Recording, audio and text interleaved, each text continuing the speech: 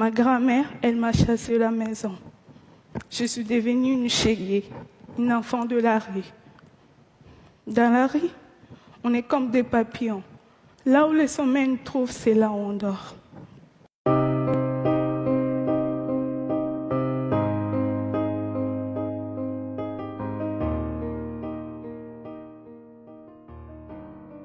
Je suis née en République démocratique du Congo, dans une bonne famille, oui. Quand j'étais petite, mon père était en gérant dans une société de mines de diamants. On vivait dans une grande maison en Bujimaï, dans la province du Kasaï.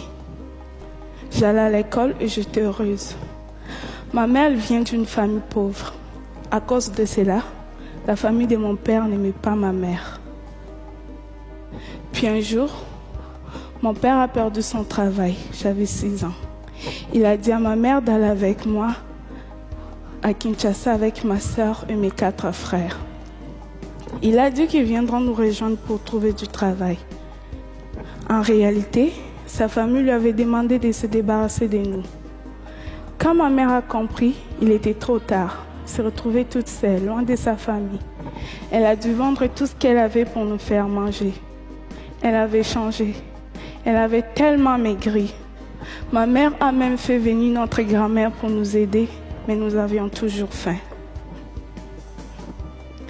Alors, ma mère a commencé à nous envoyer chez des amis. On faisait des kilomètres à pied pour aller chercher de la nourriture. Et en même temps, ma mère et ma grand-mère sont allées demander des conseils chez des prophètes, ceux qui représentent Dieu. Elles cherchaient la cause de tout le malheur de notre famille.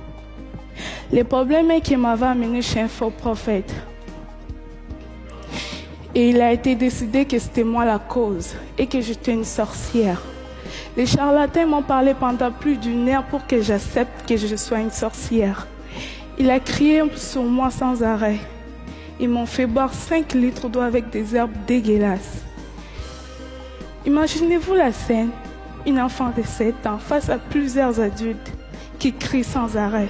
Comme la situation ne changeait pas dans la maison, sans argent, sans nourriture, ma mère a décidé de partir avec sa sœur en Angola pour aller trouver du travail. Leur plan n'a pas marché.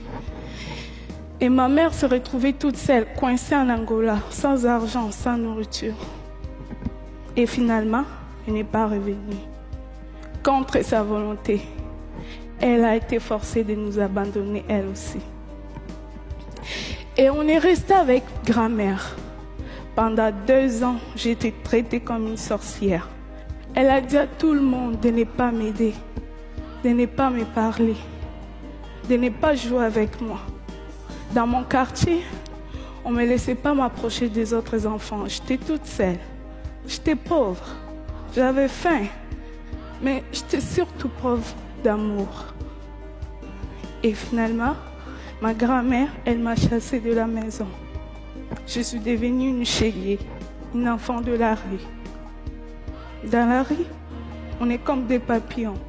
Là où le sommeil nous trouve, c'est là où on dort. Dans la rue, on devient des soldats pour survivre. On oublie la lecture et l'écriture pour apprendre à se battre.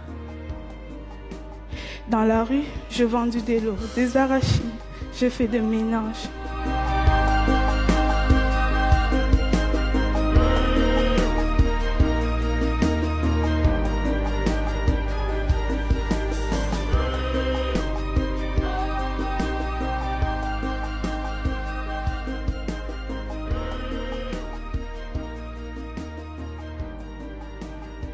Le film a eu beaucoup de succès. Je suis passée des rues de Kinshasa au tapis rouge des festivals.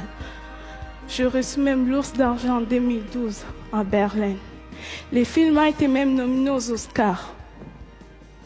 Et aujourd'hui, j'ai 18 ans et que j'ai reçu 18 prix dans le monde.